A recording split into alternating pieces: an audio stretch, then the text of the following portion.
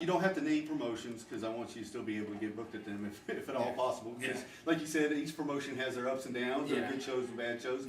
Is wrestling on outside the Anarchy family here as good, better, worse, same? Is it at a standstill? Where are we at whenever you go out and work the shows? Sometimes this might even be a problem with Anarchy shows. We try to change it up. I think a lot of things become stale. Your product becomes stale.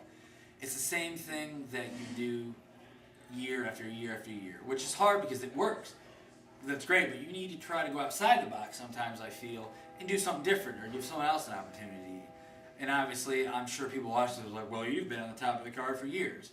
Sure, because I'm reliable, I'm here, and like, it's not about wins or losses for me. It's about putting on a good match and helping other people. As long as the people get what they want, and if I can help someone out in the process, sure. If it works, if I have to win, if it works per se, great. If I don't need a title, I don't care what I do in the ring, as long as overall the crowd likes it, and if I can help someone younger than me that hasn't been doing this much longer, that's great.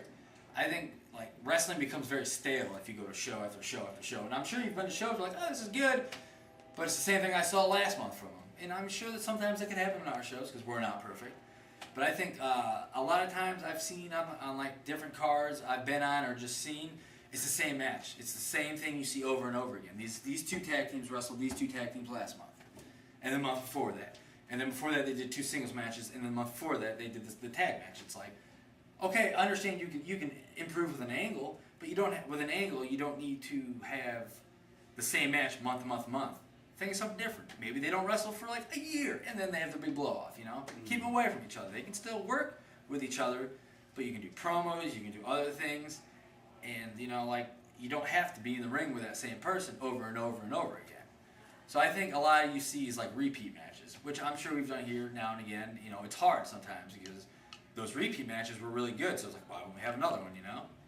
So I'd say that and promoting. Like people don't promote the product, and then you get to the show and.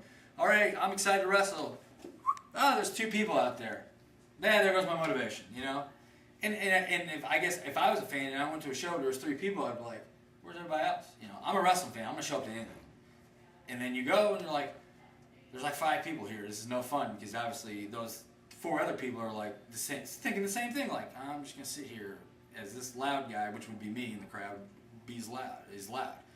I think people don't promote enough, and that affects us too. Like, if you don't promote your product, like in the town, online, if you have the money for commercials, that's awesome. Like, I wish we had more money, we could run more commercials. But I think promoting, and companies not promoting and companies becoming stale is kind of hurt a little bit, but once again, like, I look at it as, like, Anarchy is, like, just completely different, and, like, we know about all the BS that happens in indie wrestling around here because apparently there's a lot, but we really don't pay attention. Like, we try not to get involved at all with it. So it's not like an in-between ground, I guess. Like, it's not good, it's not bad, it's just sometimes it's just stagnant. What works with promoting? What do you think is the best form of promoting? You know, that's always the golden question whenever you go to promote a show. Obviously, you know, there's so many things going on. Like Batman's coming out next week. That could hurt a wrestling show that is running next week. You know, if they want to only have a little bit of money, they might be next Saturday. If there's a show, they're thinking Batman wrestling. You know, what do I do? You know, or football game on a Friday night. If you're booking shows, you know, there's so many things. We've been affected by UFC fights, which is, you know, wrestling has kind of went under compared to like UFC. UFC's huge now. MMA. Yeah, it's hard. If you can pick a date of the day of the show, like, you know what else is going on that day. Is there anything in the town? Is there anything on television, like nationally? Sports are always going to trump wrestling when it comes to that hardcore wrestling thing because they're hardcore sports fans, I think. And oftentimes it's on TV for free. And exactly, you don't got to drive 15 to 30 minutes to a show, pay. Sit in a building, you can just sit on your couch, order pizza, and then boom, it's there. Yeah, get your natural light. Yep, exactly. Light. Exactly. Yeah, I find it, you know, online promoting is very big right now with Twitter.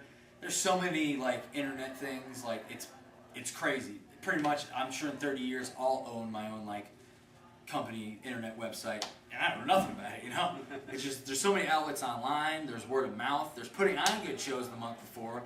So people are like, oh, I only brought a friend to this, but I'm going to bring 5 next month because it's just not wrestling. It's just awesome. Like, it's violence, you know? People love violence, you know? It's kind of a weird way of thinking. It's like a big comic book, and, like, as soon as you walk through those doors, you're in the comic book. You're part of it.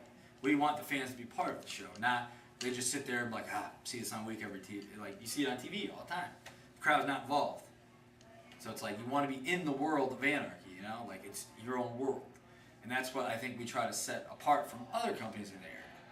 Well, most definitely. Tonight you're going to have a buffet style of wrestling. Like Yeah. you said, there's going to be hardcore. There's going to be 2 out of 3 fall matches. There's going to be TLC. TLC right there. Davey Richards is going to be in the house, right? Yep, him versus TJP. Yeah, that right there is phenomenal. that right there there, is $10. You know, Yeah. if you just drove up here for that match alone and walked out the building, you got your money's worth. Absolutely. We're going to end this interview on a couple of positive notes. No I want to know, Gary, first of all, what's been your highlight of wrestling? And second of all, one of your top stories of a fan relation. Okay. So, I mean, I know we didn't discuss this before, so I'm putting you there, but fans. Wait, are you saying I'm a wrestling fan? No, I'm saying, no, I'm saying a fan of yours. Oh, I know. A fan of yours. Like, I would say one of my biggest moments in wrestling. Oh man, like I have the ups and downs. You know, I'm sure everybody in wrestling that does what I do, you know, has them. One of the biggest things has nothing to do with the ring. It's kind of, you know, I get to travel with my best friends every weekend, if not every week. Like, I get to hang out with my best friends and get away with it somehow, you know, every week. Like, it's a pleasure to be on the road with these guys. Like, it is an honor. Like, I'm so close to them. Like, we're a family. Sure, we fight, we bicker, we make fun of each other. It's what you do. We're pretty much like a bunch of kids, you know, like a bunch of kids living out their dream. You're like, you know, who gets to say they can do that? Sure, it's not on like a full-time level right now, which would be great. If we all, for some odd reason, got this big opportunity, it'd be great because like we started together. We're that like group of kids that will not stop. We will go until we're done. It's pretty much like, you know, jumping into a comic book every week, except we're not in the ring. Sometimes we're in the car. Like that right there, I can't tell half the stories because I probably shouldn't, and I'd get arrested in like 5 states. But I mean, that right there is worth it for all the stories and the experience I've seen. You know, the traveling I've done. Like, whenever I have kids, which I'm sure I will have one day, like, I'll have stories for them, not just, oh, yeah, I went down to the bingo hall, played bingo. And I can tell them by the time they didn't let me back in the country because I don't know why. I'm American.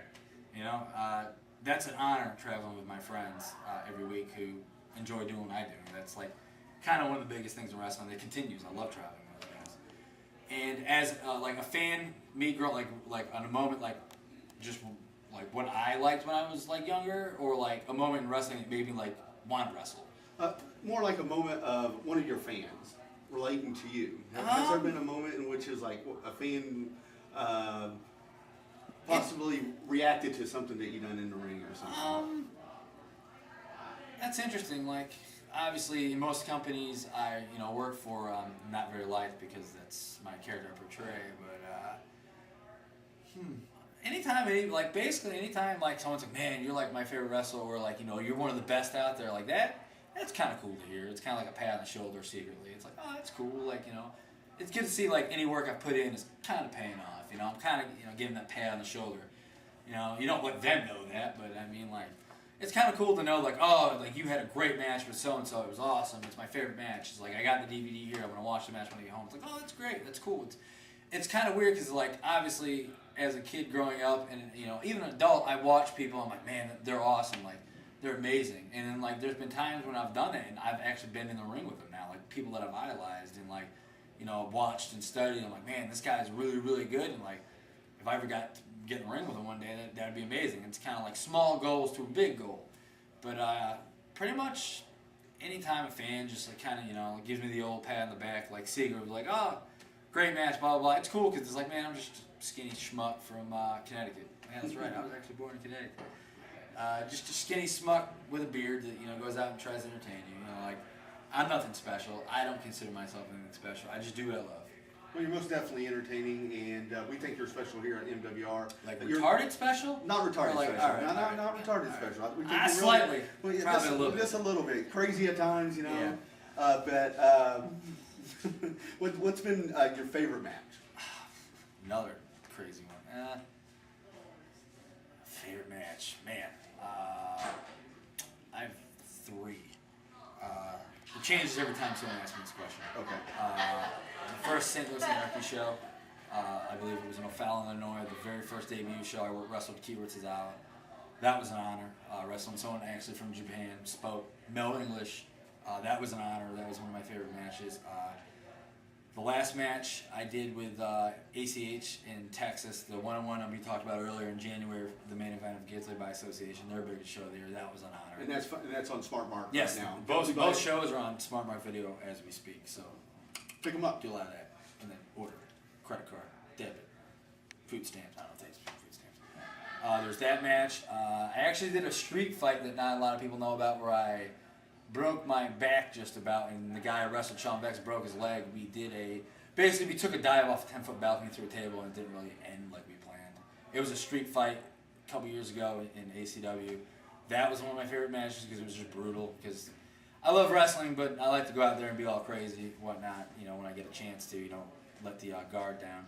There's that match I had with Sean Bex at Street Fights Insane. That's on Smart Mark Video as well. I don't know the name of the show, but it's for ACW, Anarchy Championship Wrestling. And there's a match where it was the match I talked about originally that got us that full-time booking down in ACW. Me and Dingo versus Nick Tyson Pierre, packed house in San Antonio, Texas, like 300-400. We actually got a standing, like the first standing ovation we've ever gotten. Like, match was over. I believe me and Dingo won. If my memory serves correctly, I just remember everybody standing. I had never had that feeling before. Like, I'd never gotten that. Like, wow, that was like it was amazing. That match right there stands out, and it'll always stand out. And if you ask any of those guys, I'm pretty sure they'll mention that match. If you'd be like, oh, so you got a good match in Texas with yada yada. I'm like, oh yeah, phenomenal. And like obviously it was a pleasure working with Dingo as a partner and Nick Tyson, who helped train me, you know, just as much as Dingo, if not a little more. It's sad to see he's not in the game anymore, but you know, sometimes people's lives take them different places. But I'd say those 3 or 4 matches right there always stand out, and I look forward to having a match tonight. Win, lose, or draw, hopefully more win. That will kind of add to that list of insane matches. I love working matches with weapons. I don't know why, because I'm a glutton for punishment. So hopefully tonight I go out there and walk back with that belt, or have my family drag me back, because I'm sure it's going to be pretty much straight chaos and anarchy in that thing. So yeah, those matches right there, and hopefully the match tonight I will add to that list. There you go. And I will kill you, Dan Walsh. Kill you! Well, I know that Missouri Wrestling Revival's Ray Tallman wishes that we would have put this on a tripod so she could go outside and smoke. She was a champ. I appreciate it. Yeah, she's been sitting there holding it, just smiling and so forth. And I love talking to you, Gary. You know, always a pleasure to work with you. Excited about seeing you and Dan Walsh go at it tonight. MWR fans, remember to keep up with St. Louis Anarchy at Missouri Wrestling Revival. Whenever they let us know about shows, it'll be on the upcoming shows. You'll see this video there, and as well as many other information about St. Louis Anarchy. Gary, once again, thank you so much, and we wish you nothing but the best. Till next time. Yeah.